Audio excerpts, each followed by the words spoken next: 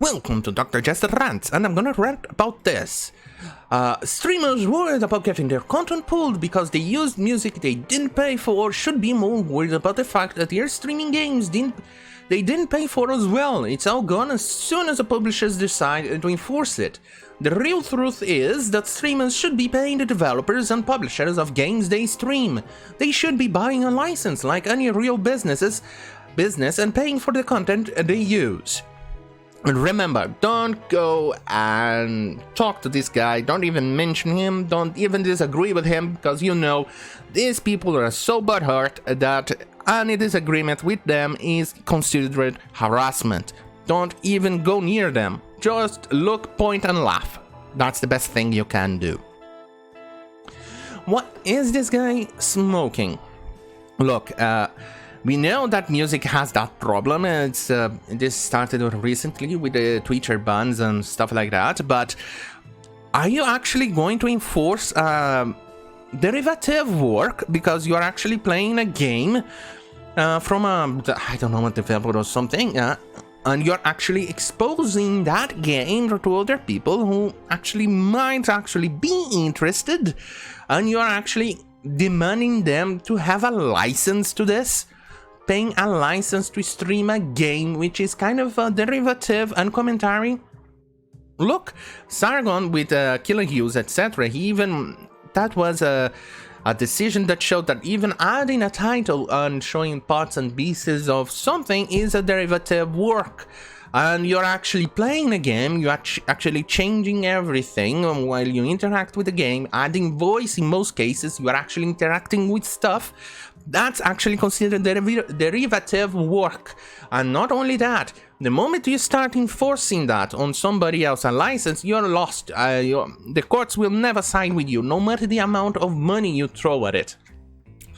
But even more so, a streamer is actually a good thing for the game company or anybody else.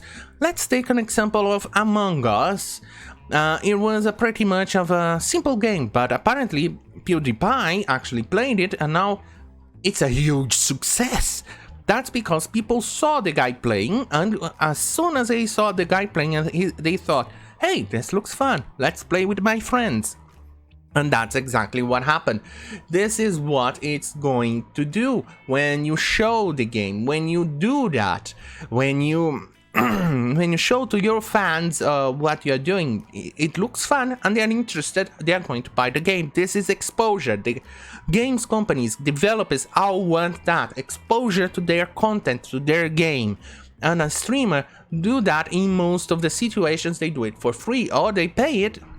In most cases, not only that, the streamer ends up buying the game to stream for their fans. So even more money, and it's pretty much kind of free for the developer if they do that. Holy shit on a pickle. And the worst thing is that he's a creative director of Montreal studio of Stadia Games. Yes, Stadia, you know, the huge failure from Google. Holy mother of God, the lack of self-awareness of certain people is absurd. They just want money, money, money, money. They do not care about how even indie developers depend on actual streamers to publicize their games. It's absurd. What in the actual fuck is wrong with these people?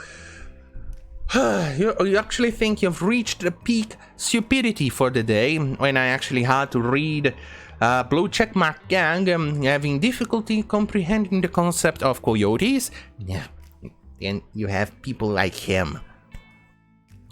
But even after being ratioed to death and being attacked for stupidity, I mean, look at Fall Guys. Fall Guys became a huge success due to streamers as well, but after he got ratioed and attacked and all that, guess what he says?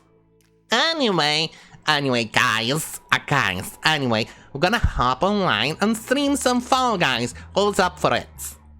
Yes, dude, what about your streaming license? Do you have a streaming license to do this? Because if you're gonna enforce that or have that shitty opinion, you probably should go and be the first person to actually enforce it on yourself. Oh yes, I forgot. I completely and utterly forgot about this. Rules for thee, but definitely not for me. Yes, they live with that mentality. They are definitely living that mentality. Don't you just love these people? Don't you? It triggers me. It triggers me. When they demand the rules and regulations to the plebeians, to the plebs like me, but the aristocrats like him are free of those rules. Yeah. It's wonderful, isn't it? Anyway, thank you for watching. Don't forget to like, share, and subscribe. See you on my next video. Good night.